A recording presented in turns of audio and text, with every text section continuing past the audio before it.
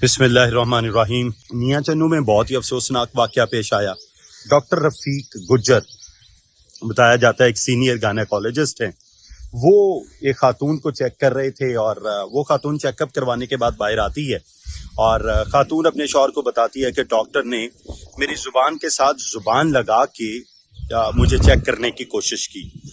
اس کا شوہر ڈاکٹر کے سامنے موبائل کھول لیتا ہے، کیمرہ کھول لیتا ہے اور ڈاکٹر صاحب پوچھتا ہے کہ بتاؤ زبان کے ساتھ زبان لگا کے کون سا ٹیسٹ ہوتا ہے، اپنی بیٹی یا پھر اپنی بیوی کو بلاؤ، میں اس کی زبان کے ساتھ زبان لگاؤں گا اور اس کے بعد میں یہاں سے جاؤں گا، ورنہ یا تم مجھے مار دو یا میں تمہیں مار دوں گا اور مجھے انصاف چاہیے۔ اچھا، اس واقعے نے پورے پاکستان کیا پوری دنیا میں تہلکہ مچا دیا کہ یہ ہوا کیا، کیسے ہوا۔ یہ نا ہماری سوسائٹی کا بہت بڑا المیہ ہے۔ نہ ایسا ہو سکتا ہے یہ واقعہ ایگزیکٹ ہوا ہو، نہ ایسا ہو سکتا ہے کہ یہ واقعہ نہ ہوا ہو، درمیان کی ایک لائن ہے، اس کو سمجھنے کی کوشش کرنی ہے اور یہاں سے ہم نے سدھار پیدا کرنا ہے کہ بیسیکلی سوسائٹی میں ہوتا کیا ہے۔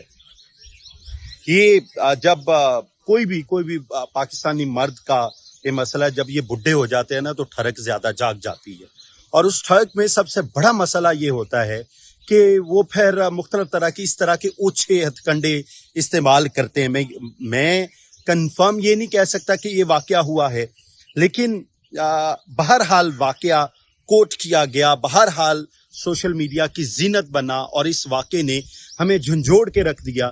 ہر فیملی والا بندہ اب ڈاکٹر کے پاس جاتے ہوئے گھبرائے گا۔ یہ ایک آدھ واقعہ نہیں ہے، بہت ساری خواتین تو بیچاری خاموش ہو جاتی ہیں کہ عزت مزید نیلام ہوگی، اور پھر شوہروں کو یہ بتایا نہیں جا سکتا۔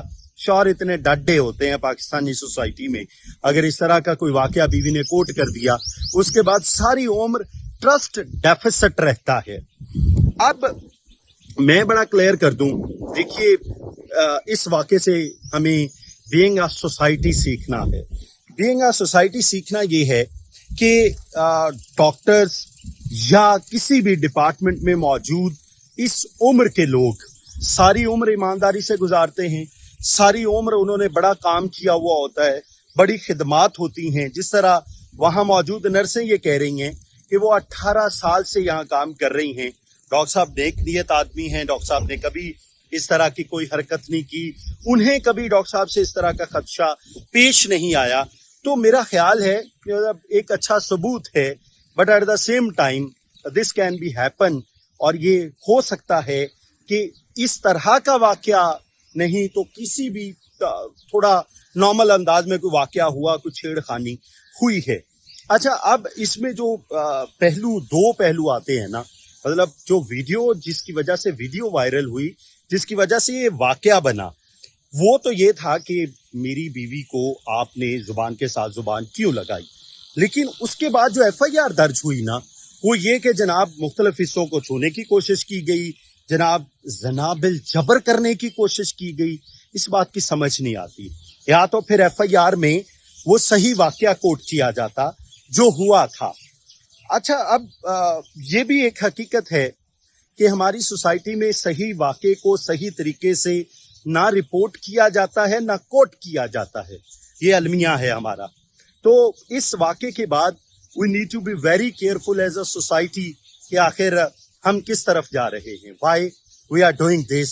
اور اگر جو سینئر لوگ ہیں ان کے اینڈ پہ انہیں سوچنے کی ضرورت ہے کہ اس طرح کی حرکت نہیں کرنی چاہیے کسی بھی وقت۔ یہ ہر کسی کے ہاتھ میں تو موبائل فون ہے، کسی بھی وقت کوئی بھی آپ کی عزت اچھال سکتا ہے، لیکن اس سے یہ بھی ہرگز مطلب نہیں لینا چاہیے کہ سارے لوگ بہت زیادہ گندے ہیں، سارے لوگ ہی اس طرح کے ٹھرکی ہیں، یا یہ بھی ٹھرکی تھے یا نہیں، یہ وقت ثابت کرے گا، عدالت نے ثابت کرنا ہے، ثبوتوں کے ساتھ ثابت ہونا ہے۔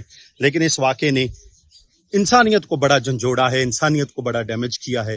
میری دعا ہے سب کی عزتیں محفوظ رہیں، سب اللہ تعالیٰ اپنے حفظ و امان میں رکھے، لیکن اس طرح کے واقعے کو بغیر تحقیق کے اتنا اچھال دینا، I don't think so is a good move۔